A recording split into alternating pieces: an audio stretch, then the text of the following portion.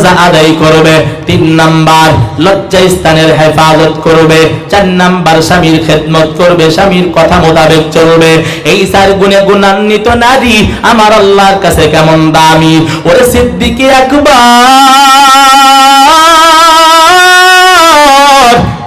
এত দামি উম্মতের ভিতর থেকে সবথেকে দামি উম্মত সিদ্দিকে আকবর আবু বকর।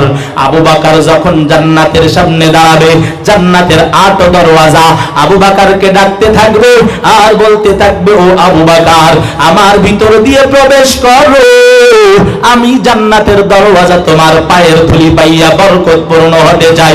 সবাই যেমন আবু বকরকে ডাকবে, ঠিক এই 4 গুণে গুণান্বিত নারীকেও আমার আল্লাহ এমন মর্যাদা দিবে।